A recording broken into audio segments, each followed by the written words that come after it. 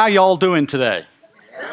Good. It's a real pleasure to be here. My name's Patrick. I'm from the United Way. I want to tell you a little story about how I got here. You might be able to tell from my accent. I'm not originally from the Grand Haven area.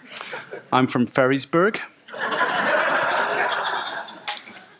Well, I lived in Ferrisburgh for a while, but yes, I'm not exactly from Ferrisburgh. So in the late 1980s, I was a printer in England. I printed materials, books. I once printed a wine menu, so I know a little bit about wine. Then I once somebody printed the labels wrong for the orange juice. So I printed 1 million orange juice labels with the letter A in the corner. I got out of printing soon after that. I literally had to look at the letter A for about 3 months to fix these labels that somebody else had printed wrong. So I took this opportunity to come to this wonderful place. I'd seen it on a piece of paper. It was called Michigan. That's what I thought it was called until I came. Now, let me tell you that my only idea of America at the time came from the college movies, the movies about your first year in college, a new show called Baywatch, and Beverly Hills Cop, which was set in Michigan at some point, right? So this was what I thought when I showed up in the Irish Hills neighborhood in Michigan to work at a summer camp. I met my wife within a week of being in country. Took me 4 years to persuade her to marry me, mind you, but I met her right away. And then we moved to this amazing place called Grand Haven, and I started working at the YMCA here in Grand Haven. And I did it all right. I met the girl. I went to college. I should have met a girl whose parents were paying for college. She was paying for her own college, and then I had to pay for mine. This is bad planning, but you know, it happens. So here we are. I did it right. I met the girl. We got married. We moved to Grand Haven. We both had college degrees, and we both had jobs, and we were so excited. And we went to buy our first house. Yeah, in Grand Haven. And we couldn't find one. Couldn't afford one. The dollar amount, you know, what we were earning and what we were paying on school loans and all of that, it didn't work. Then we thought we'd complicate it, and she got pregnant. And then we had daycare and all of that kinds of stuff. So basically what happened was we ended up renting. We had to actually live in an apartment in Grand Rapids while we were trying to find a place. She was a home care nurse, and I was a Y guy. Nobody knows what that means. I still don't. So we ended up renting a house, and we rented a house on the corner of First and Franklin. Right, we could hear the fireworks, we could hear the musical fountain every night. It was awesome. And I was a little surprised because the lady there gave us a 9-month lease. Where were you 25 years ago? So I thought that was a little unusual, but I'm foreign. Maybe it's culturally appropriate to have a 9-month lease, you know. Maybe there's a number 9 that they like. No, it was because I had to move out in the summer. And I'm literally a week from moving out, and we can't find a place. And we ended up finding a place way out in the back end of Ferrisburgh, and eventually we bought a house. But it was my first real idea that I thought I did everything right. You know, I had a job, I had a wife, we went and did some education, and here we are. And we couldn't make ends meet. But, you know, we had a lot of family in the area, so we were okay. I was Alice. I didn't know it, but I was Alice. I know I don't look like an Alice, but as you've already said, ALICE is an acronym. Asset limited, income constrained, but employed. So that's an important thing. What does the E stand for? Employed. I love an interactive group. Sometimes I say that and they'll look at me. There's 2 things people don't like. One is bad news, the other is data, and I'm here for both. So congratulations. So we're going to have some fun with it, but at the end we'll close out with how we're going to solve for this together. So I was Alice. The E stands for employed. So remember, we're not talking about those freeloaders that we always hear about, right? The freeloaders, they're just here at the government's whim to freeload off the working people. These are the working people. So let me tell you a little bit about Alice. I've got my notes up here. It is data, and my memory is very small, so I have to look at the screen for some data. Alice was in response to the poverty level not being a good enough data point. Hands up if you've heard of the poverty level. Let me tell you about the poverty level. It was created in the 60s by the federal government to try and put a number on poor people. This is, if you earn this, you're a poor person. You're the working poor in our community. The trouble with it is, it was a federal number. So they averaged New Orleans, New York City, the Bronx, and Spring Lake Village. and tried to come up with one number that speaks to that. That's kind of tough to do. Then they started to, they haven't changed it since 1967. They haven't changed the definition of it. They've changed the numbers a little bit, but not the definition. So basically, it's a number that talks about the very lowest economic strata in our community that are working. And it didn't help when they started to tie federal and state supports to it. So if you needed some childcare support and you were tied to the federal poverty level, you get some support, but it's not related to the community. Then also, if you earn a little bit more, get out of poverty, they cut your help. You don't get any help anymore. We've got people in our community who can get a 75-cent raise, which would be very generous, and lose $800 worth of income supports for childcare, food, and housing. So they're further behind than they were. We call it the cliff, not the same fiscal cliff that the Fed talks about. We're talking about a local fiscal cliff. So what the United Way did worldwide, we're a big entity. We're all run locally. I'm your local United Way. But we've got big friends up here in the nation that do a lot of research for us. And they said, it's quite a simple math issue. We need to look at what it costs a family to live in that municipality, in that community, and compare it to what they're earning. Doesn't sound complicated, does it? Apparently that's quite complicated to do across the whole country, because you have to go into every single community. And oh, by the way, who here is a single individual? Who here has 4 kids at home or 3 kids at home? Yeah, a little bit of a different cost structure there, right? Single person, 4 kids under the age of 8. It's a bit of a different cost structure. So what A.L.I.C.E did, the Worldwide United Way, is they took on cohorts. They said, we'll start with Michigan, New Jersey, and a couple of other states that really were in trouble. And they looked at each community by 8 family types. What it costs you to actually live. If you have a kid under 5 and you're working, because you're E, you're the A.L.I.C.E, you probably need childcare. If you're a family of 5, you should be living in at least a 3-bedroom, right? So they put reasonable, no boats on Lake Mac or anything like that. We're talking about basic cost of living. Then they compared that to labor studies about what the people in that community are earning. And guess what? It doesn't match. Nowhere even close. So they said, we're onto something here. And they did this really long and complex and very deep A.L.I.C.E study. We do it with Rutgers University. It actually started in the Rutgers home state. And then they contract out. Rutgers sends its teams out and contracts with your local universities. So we're talking a page full of PhDs. I still have to carry a glossary around because I don't know what they're talking about half the time. But it's very, very good and very solid data. So let's talk about why we need a new model called A.L.I.C.E to support these bottom-level income earners in our community. There are 5. It turns out, I used to say there are 5 quintiles of income. It turns out that quintiles means 5.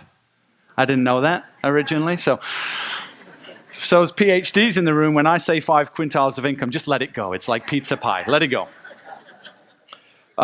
The lowest 3 quintiles, the lowest quintile was called poverty, the next one up was called nothing before, and the next one up was called middle class, and the ones above those were our high income earners.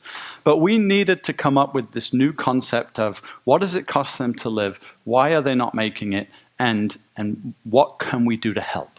And I know you're interested in that last bit, but I'm going to spend 2/3 of my time today telling you why this is a problem. We have created a community in our area and across Ottawa County, and to be honest, across the United States, where we have let capital seek its highest return.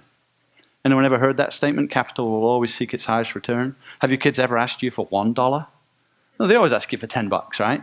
It's just a thing. So capital seeks its highest return. So when we build houses, we find that perfect sweet spot margin. What is the perfect place to build a house? It's between $250,000 and $375,000.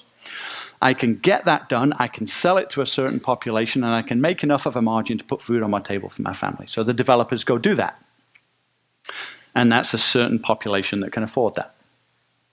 Then our government comes in and says, we're going to create a zoning structure because we can't just have anything anywhere. Which is an interesting idea, because I thought you could do anything anytime, right? But apparently you can't. You can't have anything anywhere. So they create these rules. And then the banking industry comes in and creates their own rules about what they'll lend you for this, and then the businesses come in and say, this is what I can afford to pay you. And if you look at all of the different people that have a little hand in building housing and creating a lifestyle in which everyone can live up to their full potential, you can see why it doesn't work. It's not going to work for our community. So we have to change that. So A.L.I.C.E is above poverty, but below that person's livable wage. She and the poverty are living below what we call the A.L.I.C.E threshold. And the A.L.I.C.E threshold are the resources you need to live in your community, basically, including savings so that you can overcome emergencies. My stove broke a month ago. My microwave broke in the prior month, and you don't realize how much you rely on these things till they break and you don't have them anymore. And all of a sudden you're like, oh, Domino's. Right, we're going to call for pizza. But that repair was $220, which would be out of pocket and unaffordable to a large portion of our community. A.L.I.C.E workers, though, they're essential to our community. When I first got into this industry, it was always us helping them. Like there was this them out there. And the them were people that just needed my support, and I would help you. But what really it is, A.L.I.C.E are the people that are educating our children. A.L.I.C.E are serving us our food in places. A.L.I.C.E is fixing our cars quite often. A.L.I.C.E is working in hospitals and care facilities and all the things we need in our life. A lot of those people are A.L.I.C.E employees. In fact, those A.L.I.C.E employees for the county of Ottawa are 35% of the population. 1 out of every 3. Now, when you look at the school free and reduced lunch and you look at all of that, that makes sense. You can see that that's true. We have schools in our community. We have schools in Ottawa County with 80% free and reduced lunch in one building. And then we have others with 20, 25%, but that's why we don't like averages. It doesn't paint the picture. But on average, more than 1 in 3 people in our community are A.L.I.C.E. And the reason that they're still here and the reason that they're still working and okay is because we have an incredibly strong social service sector here. Help. Churches, the federal government, the state government, non-profits. We got a lot of help here. We just gave away 800 age-appropriate backpacks to kids whose families couldn't afford backpacks, and we're going to send their kids to school with no backpack. Little thing till you're that kid walking in school with no backpack. And everyone else has got all of the fancy stuff. 800 kids. That wasn't Holland. That was the city of Grand Haven. That was right here through our Salvation Army in this community. That's a lot of people that need help. That's just an example. So, why? Why do these 35%? Oh, and here's a fun point. That 35% is the average. In every city in Ottawa County, it's worse, and in every township, it's better. But even in Port Sheldon Township, it is 35%. In the city of Grand Haven, 50% of the population that live in the city boundaries are A.L.I.C.E. Isn't that amazing? And then we have some like Spring Lake Township is 39%. So large portions of our community are segregated. And how do we do schools? By zip code. So we are enmeshing the segregation of economy and race just by having these communities where you can afford to live and these communities where you can't afford to live. It gets worse too when you talk about it by family type. So a double income, 1-kid family, only 15% of those are A.L.I.C.E. Single parent families with kids under 5, 85% of them are A.L.I.C.E. It's the complete opposite. As numbers would happen to be, it's literally flipped on its head. If you're a single parent family with kids under 5 and you're a female in this town, 50% of you live in poverty, which is the very, very bottom of the barrel. We talk about ownership versus rentals. So how many of our owners are living below this A.L.I.C.E threshold? It's 31%. How many of our renters are living below this A.L.I.C.E threshold? It's 69%. Remember, we're talking about employed people. People who are working in our community and serving us every day. There's this thing called housing burden. The federal government puts it out and says you're in housing burden if you spend 30% of your income on housing, and you're in extreme housing burden if you spend 40% of your income in housing.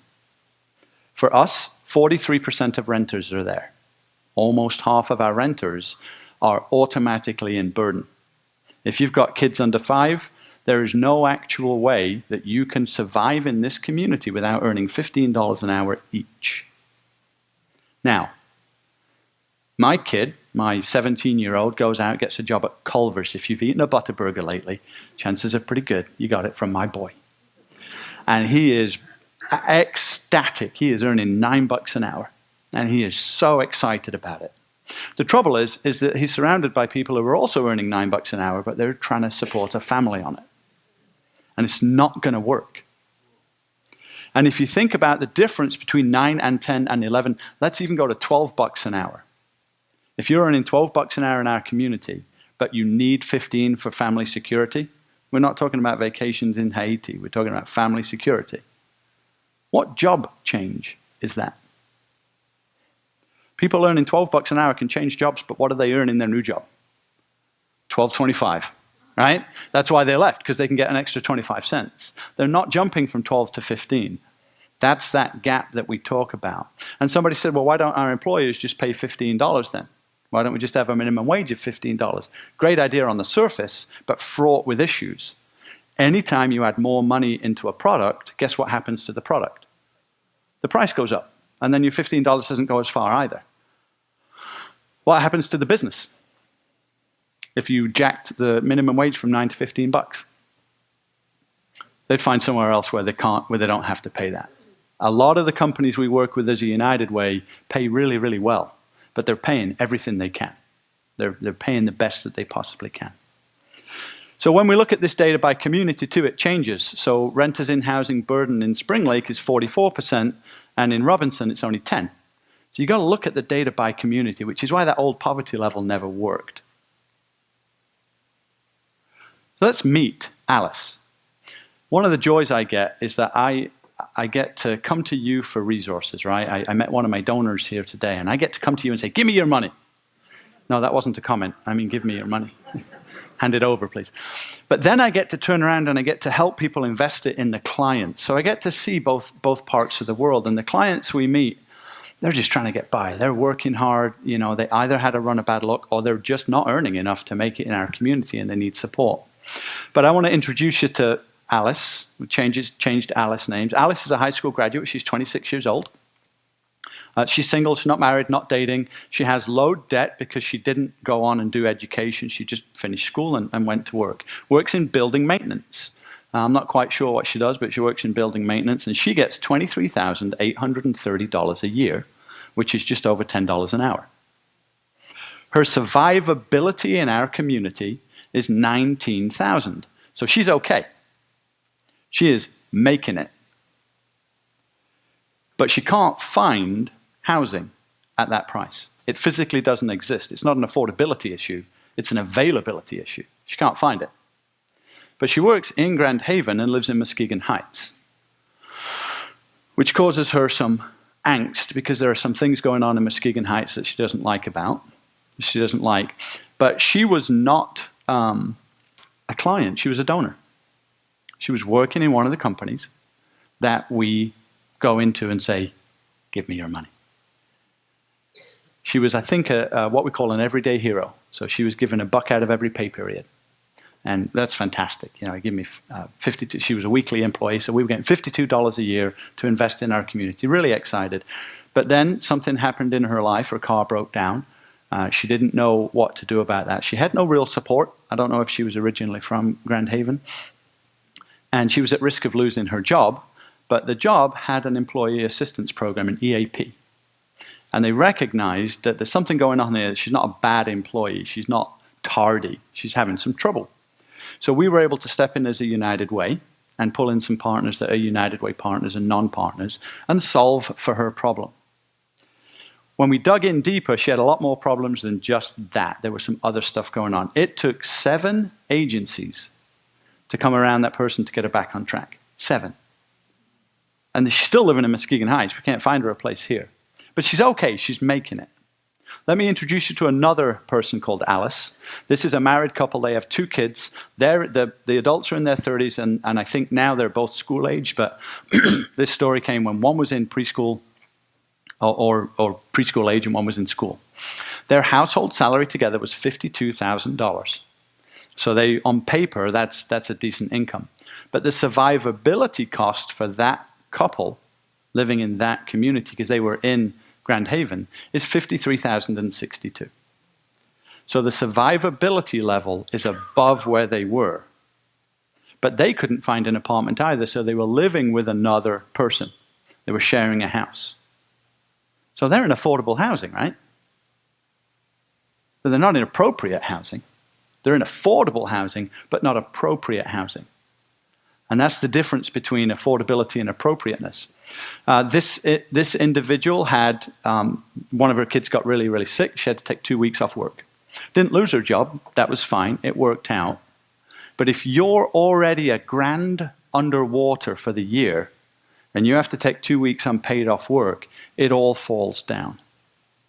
And if we weren't, as a community, able to step up and support that person short term, she'd have lost her housing, she'd have probably lost her job, and now that's a very expensive solution, both emotionally and spiritually and financially.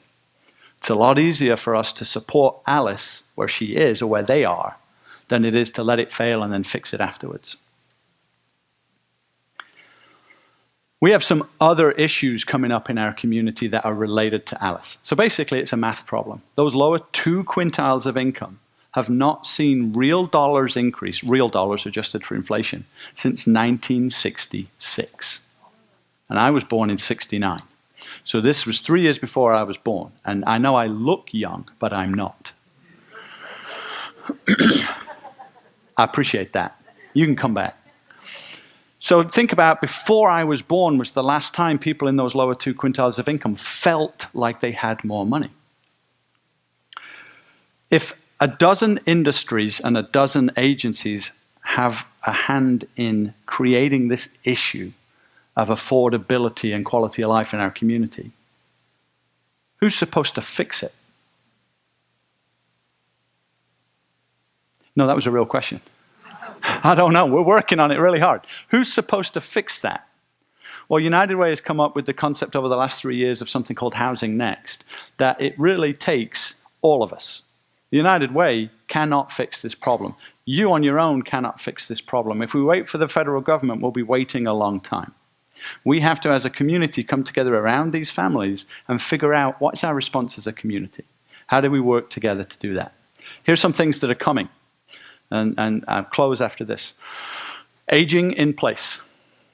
We are all sitting here aging in place. And we want to age in place. We don't want to have to move because we can't afford to live there anymore or it's not the right thing. The tsunami of individuals wanting to age in place is upon us. I used to call it a tsunami of old people. And then I realized I'm in that category as well because it's a broad range. So I stopped saying that. It wasn't funny anymore. Economic disparity in race and ethnicity is widening, not shortening. Aren't we supposed to be this enlightened community? It's getting bigger instead of smaller. The middle class, by data, we have about 800 pages of data that we boil down to 80 pages that you give me 20 minutes to talk on. So we're not going there today, but basically the middle class in Grand Haven is disintegrated. It's barely a quintile anymore. It's barely worth identifying as a quintile. And guess where most of the individuals in that bracket went? Down. They went down.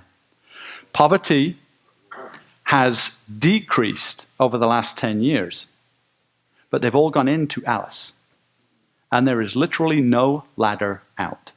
To get out of A.L.I.C.E. and into that I'm okay quintile, there's no mechanism for that. The bubble of people just over the A.L.I.C.E. threshold that don't show up in my numbers is enormous, and we missed it. 6 years ago, we started to look at this data. 3 years ago, we put out our report and started to work on it. And what we didn't do was look around the corner. We only looked at current A.L.I.C.E.